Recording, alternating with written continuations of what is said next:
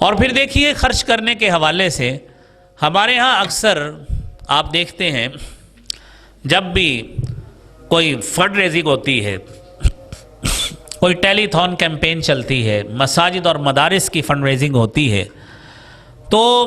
ہمارے ہاں دو طرح کے لوگ ہوتے ہیں۔ کچھ لوگ وہ ہوتے ہیں جو سمجھتے ہیں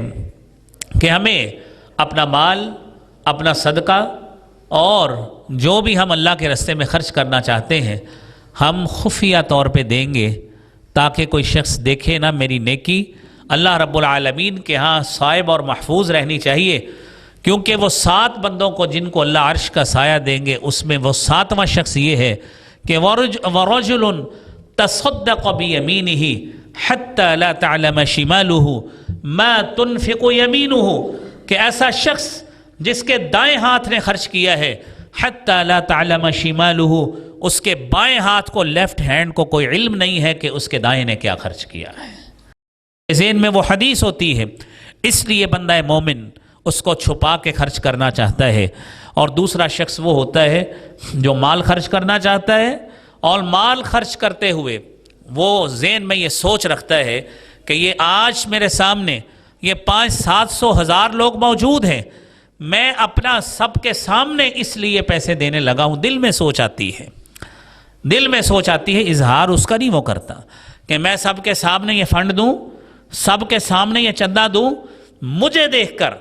کیونکہ مجھے اللہ نے اتنا مال دیا ہے، اتنا دیا، اتنے وسائل دیے ہیں کہ میرے پیرلل یا میرے دوست، میرے عزیز جتنے ہیں وہ اس مسابقت میں، قرآن کا اصول ہے فَاسْتَبِقُوا الْخَيْرَاتِ کہ نیکیوں میں سبقت کرو، ایک دوسرے سے آگے نکلنے کی کوشش کرو۔ ایک شخص 10 خرچتا ہے، آپ 20 خرچنے کی کوشش کریں، 100 خرچتا ہے، تم 200 خرچنے کی کوشش کرو۔ یہ نیکیوں میں وہ مسابقت ہے۔ جتنی بندہ مسابقت اور ایک دوسرے کے ساتھ کمپٹیشن لگاتا ہے اللہ کے ہاں اتنے ہی بڑے درجات کا مستحق بنتا جاتا ہے۔ قرآن کریم کا یہ اصول بھی ہے۔ قرآن کریم نے میرے بھائیوں یہ دونوں طریقے جو ہیں وہ ہمارے سامنے بیان کیے ہیں کہ آپ کسی بھی انداز سے خرچ کریں گے تو اللہ رب العالمین کے ہاں وہ کتنا بڑا اجر کا باعث بنیں گے، وہ دونوں لوگ جو چاہے خفیہ طور پہ کریں یا اعلانیہ طور پہ کریں۔ ان تبدوا الصدقات فنعما ہی وَإِن تُخْفُوهَا وَتُؤْتُوهَا الْفُقَرَاءَ فَهُوَ خَيْرٌ لَكُمْ وَيُكَفِّرُ عَنْكُمْ مِنْ سَيِّئَاتِكُمْ وَاللَّهُ بِمَا تَعْمَلُونَ خَبِيرٌ۔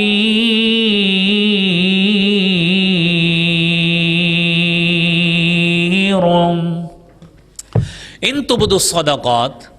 اگر آپ صدقات کو ظاہر کر کے دیں، یہ قرآن کی آیت ہے سورہ بقرہ کی، اگر آپ صدقات کو ظاہر بنا کے دیں، لوگوں کے سامنے دیں، فنعما ہی، کتنی ہی اچھی بات ہے، اس کو اپریشیٹ کیا گیا ہے۔ لیکن یہ بات ذہن میں رکھیے، ظاہری دیں یا خفیہ دیں، یہ بات ہے ادھر نیت کی۔ اگر نیت میں فطور آ گیا ہے، وہ خفیہ ہو تب بھی آ سکتا ہے، اعلانیہ ہو تب بھی آ سکتا ہے، لیکن اللہ سے ہم ہمیشہ یہ دعا کریں گے کہ اللہ رب العالمین ہماری نیت کو ہمیشہ خالص کر کے اپنے راستے میں خرچنے کی توفیق عطا فرما۔